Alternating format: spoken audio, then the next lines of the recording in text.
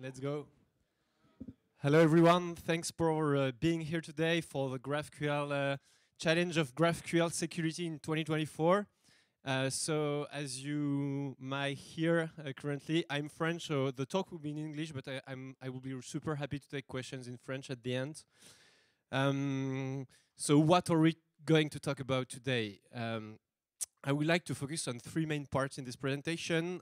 First, I will explain a few technical stuff about GraphQL and why is this technology vulnerable by design.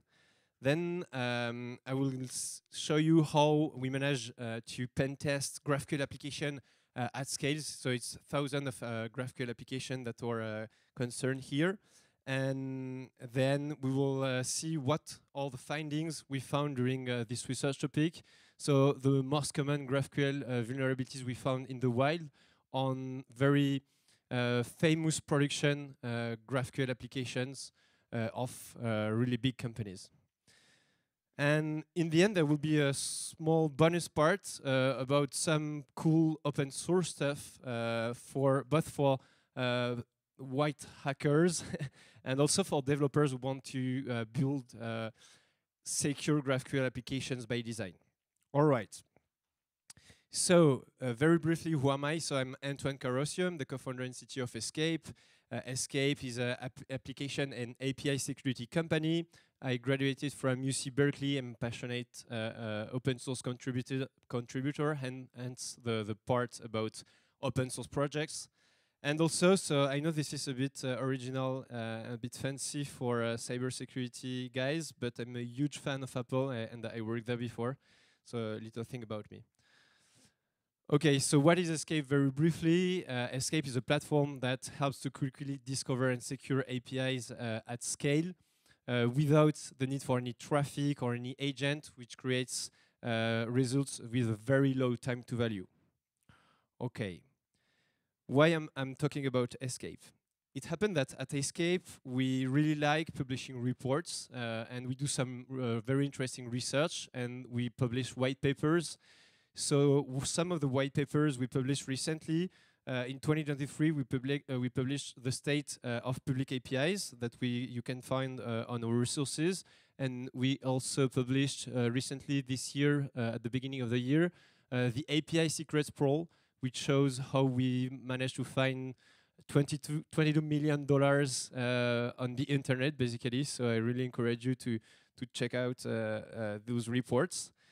And today, most of the content in the presentation also, in fact, comes from a research we published in the State of GraphQL Security 2024. So I really invite you to take a look at the report directly online from the QR code, and I will be happy to share it with you at the end of the presentation too. All right, so what's in this report? This report will focus on 160 applications GraphQL applications of very famous organizations that we actually deep scan, or we say, or that we pen tested automatically, which allows us, those scans, we had almost 100 hours of computation times of scan, and which allowed us to find, a lot, like almost 40,000 security issues, which is really a huge number of security issues we found in those applications, and we will deep dive later into the kind of issue and the most common issues we found. Indeed, GraphQL is super vulnerable by design, almost 90 security issues per GraphQL applications on average on production GraphQL applications, which is indeed a real problem today for developers and a real opportunity for the hackers.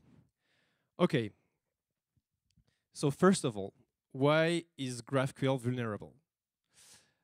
It happened that there has been recently huge motion towards GraphQL in enterprise because GraphQL is now present in all Fortune 500 verticals. It can be in telecommunications, in the media, in crypto, in finance, and so on. And GraphQL is used for its amazing capabilities for developers to build faster applications and more scalable applications in a very smooth manner compared to REST APIs. So there is a huge trend towards GraphQL. And actually, what is GraphQL? GraphQL is a full-featured language to query your API, so it is extremely useful for front-end developers to be able to make complex requests to the backend without the need for backend engineers all the time. But the problem is that actually with great features like in GraphQL also comes great responsibilities. Indeed, here we can see that a GraphQL query, it has a depth, it has a width, and it has a lot of built-in features, but every single of those features actually lead to potential vulnerabilities that are exploitable in the application. The second thing that GraphQL is actually a graph, which means that there are plenty of different paths that are potentially leading to the same resource. And indeed, if you want to secure a specific resource into this graph, you have to make sure that every single path leading to the resource is actually protected the exact same way, which makes, in fact, access control a nightmare for backend engineers and developers. All right. So I would like now to introduce you how we manage to pentest GraphQL application at scale with some techniques we implemented, algorithmic techniques. It's about it's a bit technical here. It's about some very basic introduction about the algorithm, but I really invite you to take a look at the full report on the slide here. If you wanna see, there is a technical article about how we build this algorithm and what it is different from the others. And I'm just going to present a brief introduction here. All right. So the problem here when pen testing APIs automatically with scanners, such as I think most of you already know tools like OWASP or Burpsuit and so on. The problem is that those tools, first, they are not built and designed for GraphQL. But the second thing is that they only rely on the typing of the specification that you sent in order to send data to the API that is the underlying API. This is true both for REST and GraphQL APIs. The problem in that case is that most of the time, the scanners, they just send requests that just don't make any sense according to the business logic of the API, and the requests, they don't even pass the data validation layer, so they are not able to actually test in depth the business logic of the API. So that's why we built we worked a lot on this algorithm that aims to deeply test the business logic of the API by making requests that make sense according to the API, the data it contains, and that respect the behavior of the API. Here is a quick example. So the request here on your left is basically a request that can be made by any open source scanner you can find or a Burpsuit scanner. So you can see that the data that is entered here is basically very briefly, maybe it can be consistent according to the typing about what is expected by the application, but it is not consistent according to the business logic of the application. Here with Escape on your right, I mean, the algorithm we built at Escape, you really try to re-inject data you previously found in the API. So you have sequences of requests that actually make sense and that are able to really test the business logic. Again, the second challenge in automatically testing GraphQL application is that GraphQL is a graph, so you have to make sure that you test properly every single path leading to the resources. This can be very challenging in terms of complexity because the complexity can be exponential here. So this is here a huge challenge to recursively explore all paths leading in the graph, or at least all paths that theoretically make sense in order to test the application properly. Okay. So here now we have found a lot of GraphQL applications on the internet that are owned by major companies in the US, in Europe, and worldwide. And we have an algorithm that is able to automatically test them and test their business logic. So this is really interesting to see what we found from this. All right, so we found almost 14,000 security alerts on the GraphQL APIs, almost 90 on average per application. And a third of them were actually highly critical according to the business logic and what they can represent for the application. This is interesting to make the mapping with the OWASP Top 10 category of OWASP Top 10 API 2024 in GraphQL application. We can see that unrestricted resource consumption is actually one of the major issues we find in GraphQL application, and there is another representation of this category. And this, in fact, is due to the nature of GraphQL that is able to make very complex requests that can be nested, that can be large, that can be deep. And we will see that just a little after with the GraphQL specific vulnerabilities. But to start with, let's just focus on some of the common API vulnerabilities that are found into GraphQL applications. Okay, so the first main problem we found is the presence of stack traces into GraphQL applications. So this is a problem that is very common when you're testing web applications and APIs. The debug mode remains enabled, both on the staging or the production API that is accessible, publicly accessible on the internet. And in that case, we can see that there is actually a module, a dependency of the API that is Apollo Gateway with a specific version, and it happens that there is a CV associated to this specific version of the GraphQL application. And this is indeed a problem. The thing is that turning off debug mode on GraphQL application is not enough, contrary to other kind of APIs.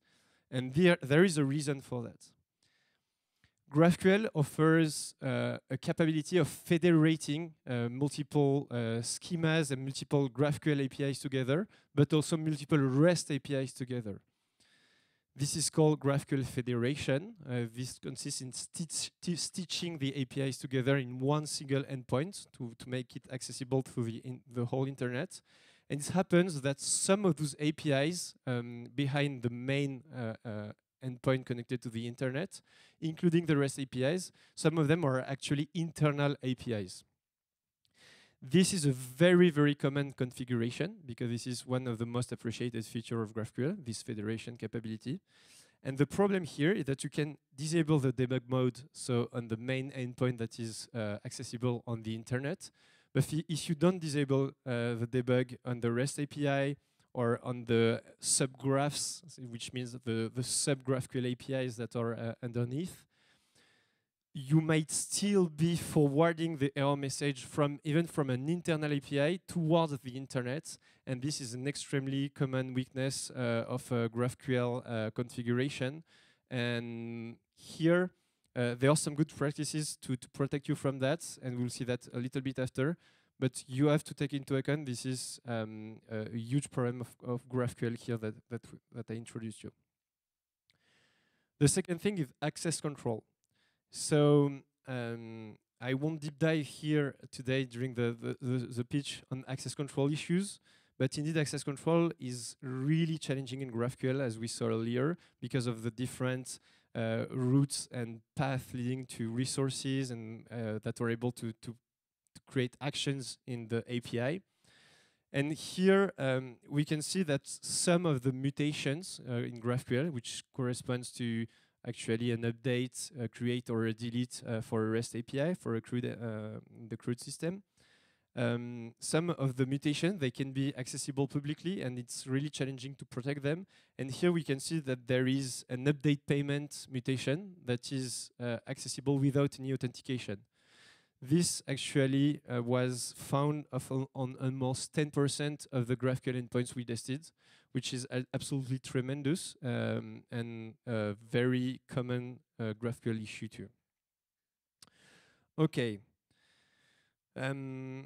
Injections are still there, so the classic injection that we found in REST APIs, they are still very common in GraphQL, especially also because of the federation layer I'll talk earlier. For example, you input a variable to the GraphQL API, it is forwarded to an underneath REST API, but in that case, you can have injections. We found XCC, sorry, external XML entity injection. We can also be able to street the tokens. And one very common issue here also SSRF, server-side request forgery, because when the underlying API is actually a REST API, for example, and if the underlying API responds with an error message, it can leak token within the answer, the debug of the REST API, and forward the token through the GraphQL gateway towards the public internet. And this happens very often, and happened to us in a very famous French bank that you might all know, even in the US. So this happens even to the best. Okay. Some very specific GraphQL vulnerabilities, some vulnerabilities I'm going to present here, especially one. It's one we found internally at Escape in our research team, and you will see it's really fun to reproduce, and it's really common to find it on public GraphQL applications too. Okay, so it happens that developers, in order to protect themselves from GraphQL intrusion, they try to hide the schema, the GraphQL schema leaking on the internet. So indeed, GraphQL has a feature which is called introspection. And the introspection is basically like the open API specification of the GraphQL API, but it's a GraphQL introspection, it's in the GraphQL format. And this shows all the potential queries and mutations that are accessible in the GraphQL applications. So this is really useful for an attacker to use it in order to try and stuff on the application. And some developers, they just want to play the obscurity game, so they just block the introspection from the internet. But they still keep open a feature which is called field suggestion. So field suggestion is another feature that is built in GraphQL. And for example, if you query a wrong field, but which is very similar to a field that actually exists in the GraphQL API, you will be able, hey, you wrote this, but did you mean this instead? And so by doing this iteratively, you are able to rediscover entirely the schema of the GraphQL application with a tool that is called Clairvoyance that I'm going to introduce you a little bit after in the open source tool.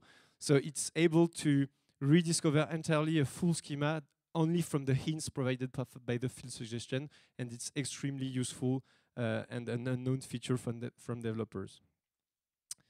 Okay, so this is basically a quick overview of how Clairvoyance works. Indeed, this can give access easily to unauthorized functions and leads to an easy compromission of the GraphQL application.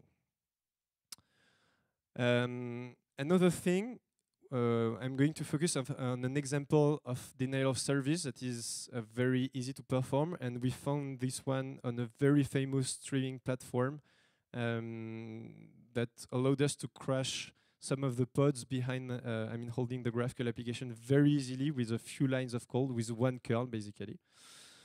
Here in GraphQL, there is a feature that is called a fragment. A fragment is basically a function that you can reuse inside the GraphQL query. It's just a way, it's like a variable inside, maybe, let's say.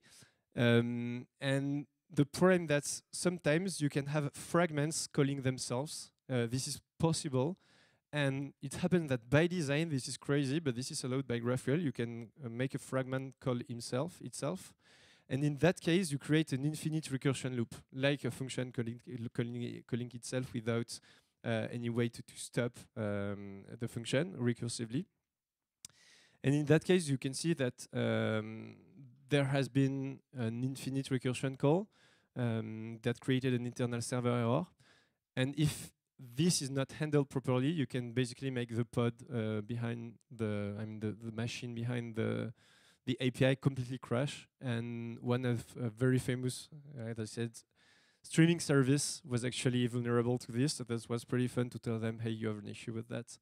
Well, it was extremely easy to reproduce with one small curl. Okay.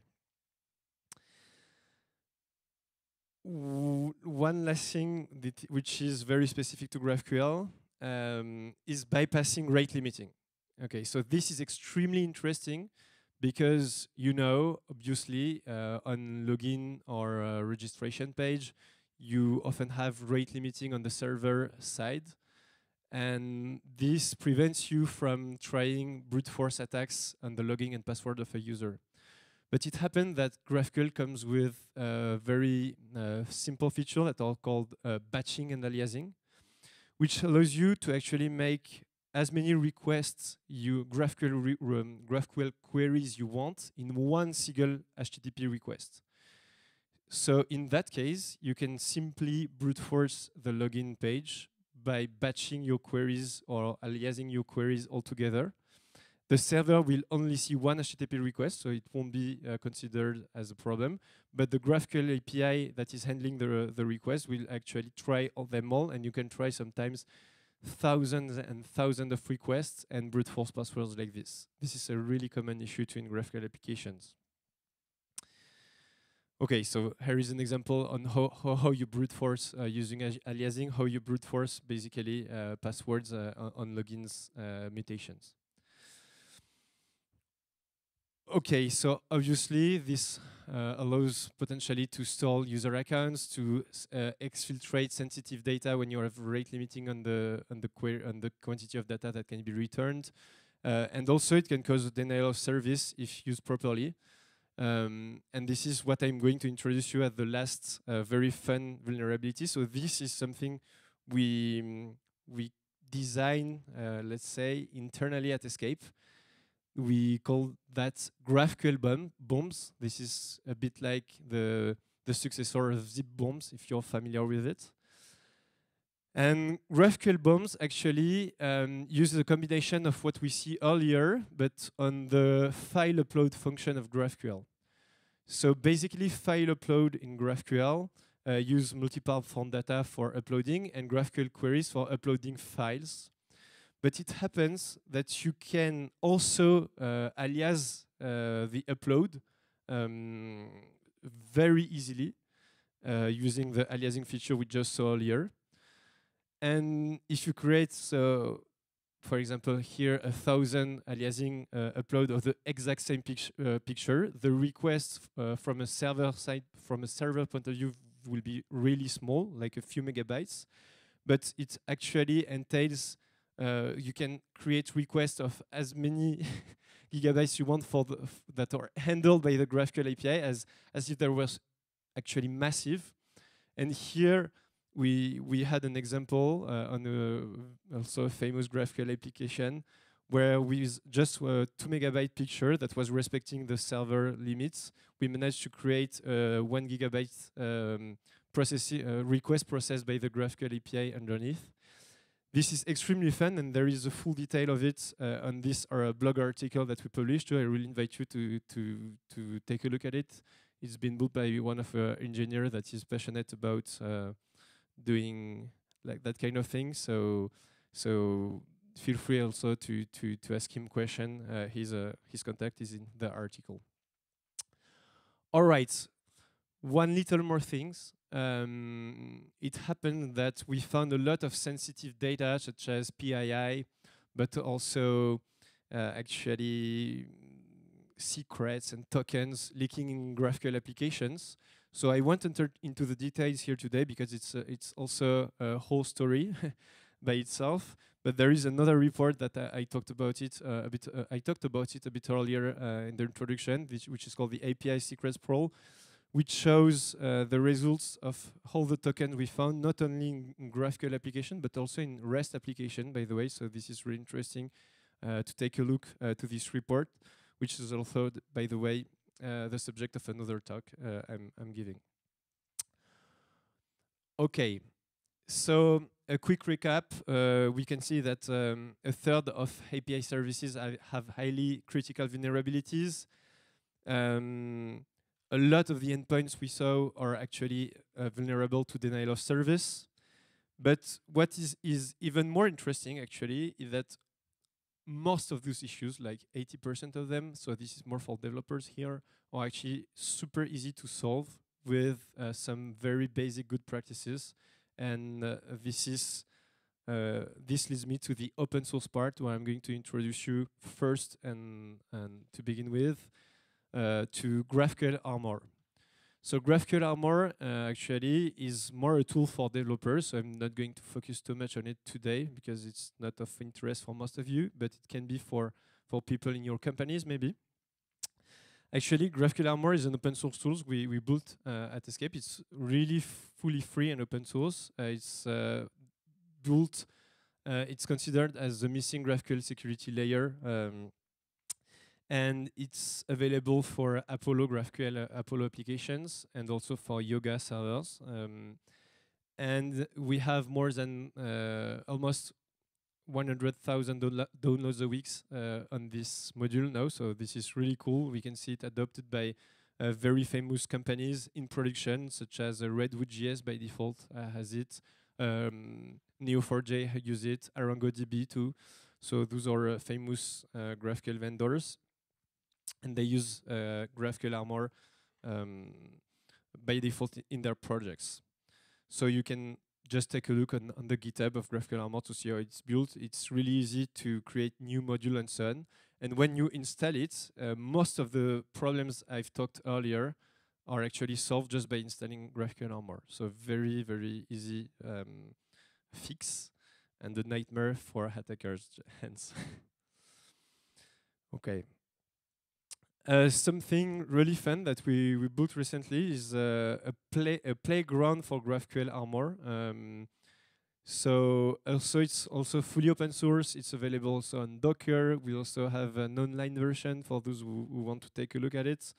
I'm not going to enter too much into details here, but it really shows educatively how to create your own module on GraphQL Armor, how to disable them, and so on.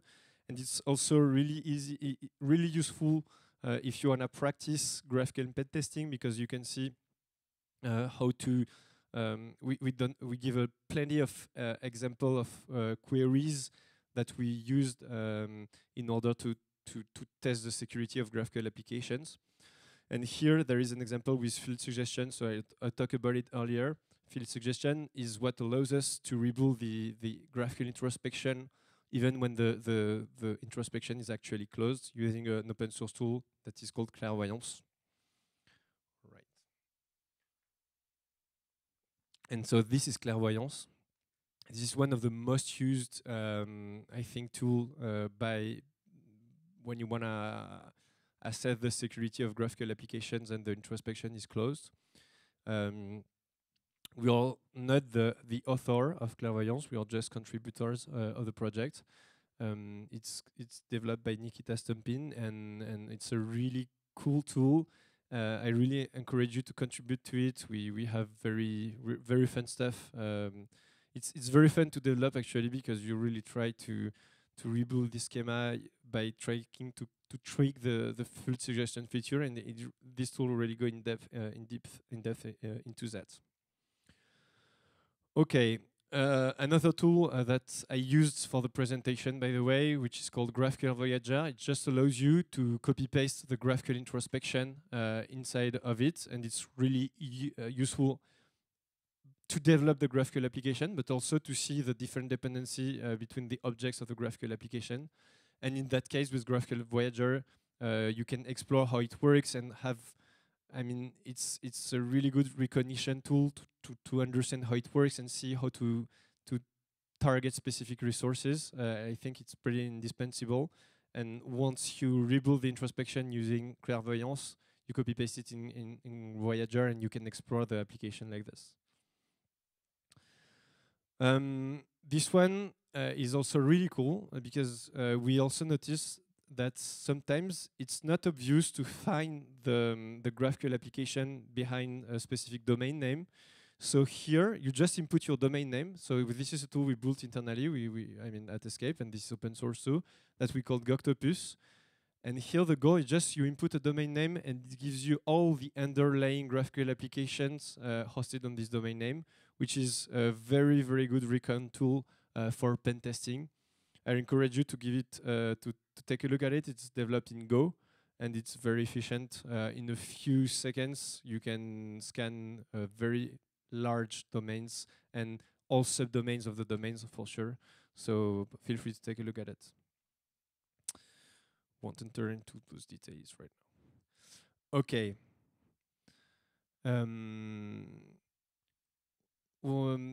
This also is extremely useful by pen testing thousands of applications, hundreds of thousands of applications actually. We managed to collect introspections of a lot of APIs, and this allowed us to actually build very targeted word lists for GraphQL applications. So here you have GraphQL applications with the top 100 queries, top 100 mutations, top 100 parameters for the queries, for the mutations, input objects, and so on. So everything is very well categorized. For example, this has been built-in clairvoyance to rebuild the schema. Extremely useful word list for GraphQL that you can, for example, you can input them into Burp Suite or your favorite automated pen testing tool. I really encourage you to use it during your pen tests. Okay, and last but not least, I'm very proud to announce that we released also an open source tool that is completely free and open source, which is about learning how to pen test GraphQL applications, but also how to secure them. So this is absolutely useful both from the attacker side and the developer side. You can it's hosted on our website, escape.tech/academy/. And feel free to take a look and comment at it. This is very fun to play with, and you will learn very more in-depth GraphQL pen testing and security using this than my talk that was very just scratching the surface. Okay, so thank you very much, everyone. I will be happy to answer your question both in French and English. Feel free also if you want the slides or if you want the report I talked about, or if you want to ask me any question asynchronously to add me on LinkedIn, I will be happy to answer to your questions. Thank you very much.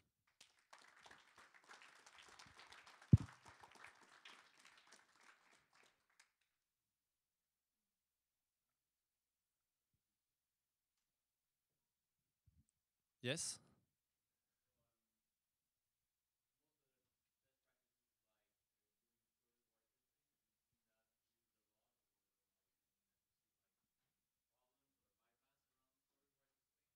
Around what, sorry? Oh, are you talking about persisted queries? Yeah.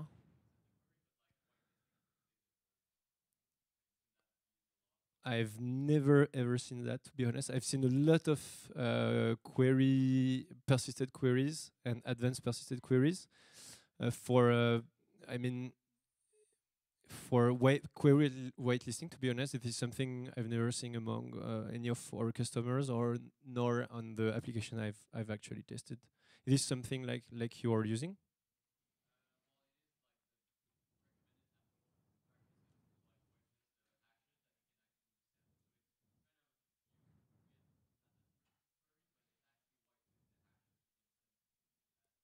Okay. Actually, this is what I call persisted queries, but yeah. Okay, yeah, because you have advanced persisted queries and persisted queries, which is query whitelisting, and if I understand well. Yeah, indeed, this is a recommendation to use persisted queries. However, it happens in some cases. You can still make some cool injections using that because when you send the hash of the queries, it doesn't prevent you to change the parameters of it. So you can still inject things. But indeed, this is a very interesting layer of security. However, the counterpart is that it's less flexibility for the developers. It's basically like if you were transforming a GraphQL application into a REST application, I would say. So, I mean, this is what Apollo recommends, but this is not great for all use cases, especially developers. They don't really like that. Yeah. Any other question? GraphQL Corp is the automated. It's been, yeah. I haven't tried it recently. I discussed. It's developed by Nick Alex, right? I think. Yeah, I think it's developed by Dolev and Nick. This is something I haven't tried recently, but basically, I think you can incorporate the whitelist. I mean, sorry, the lists, the GraphQL word list I talked about into their tool, and that could be quite interesting.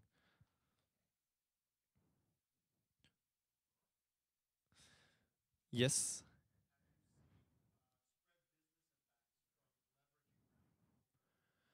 Y-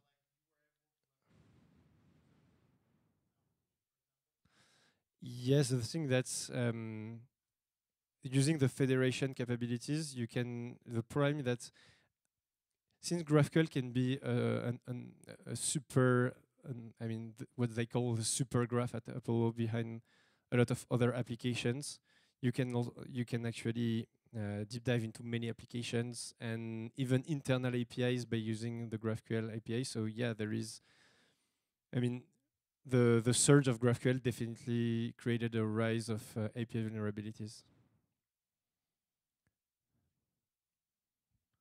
Yes. Yeah.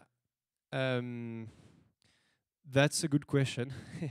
uh, on my side, I think I don't really believe in introspection by obfuscation. Plus, the problem that most companies actually, we saw that in practice, they disable the introspection on their production application. But if you just add the staging or pre-prod in front of it, you will reach the pre-prod application and the introspection, which is theoretically almost the same or the same, is available. So it doesn't really work properly in practice, and it's very constraining again for developers because the introspection feature is what the front-end developer have access to in order to build their application. So uh, our recommendation at Escape is to keep it available, but instead to secure it properly. And this is something you can do with GraphQL Armor. You can switch the introspection on. You can also choose which field of the introspection you would like to be visible or not. You can do many configuration like this. But what really matters is more to secure the underneath API rather than the schema. But the schema is super useful for if you want to make your API public API too, because it's self-documentation by design. So just blocking the introspection, it's a bit of a vanity security measure, I would say. Sorry?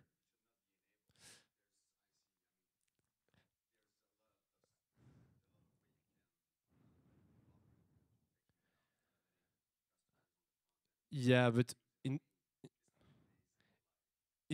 yeah, but it's pretty basic. But in practice, you will see this is crazy. But there, so maybe it can be off on the prod, but enable on the staging, or off on the prod, but you still enable field suggestion. And in practice, we can see that in company they just don't know what they are doing, and they just yeah enforcing all the possible cases is very constraining. Yeah.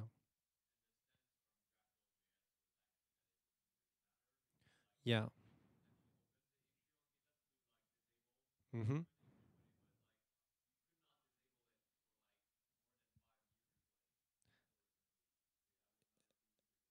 Absolutely. Absolutely. Absolutely. Yes.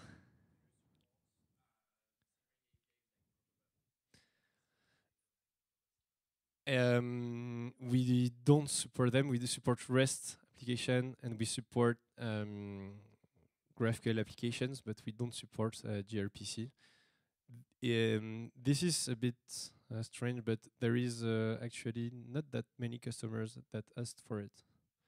So, but maybe, I mean, it's on the roadmap. I would love to work more on that. Definitely.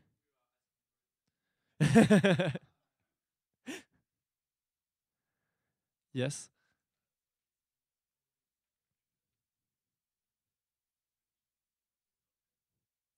Yes, you can. Indeed, you can do it at the node level, and this is the right good practice. You can use directives at the node level of the at the object level in order to configure the authorization properly.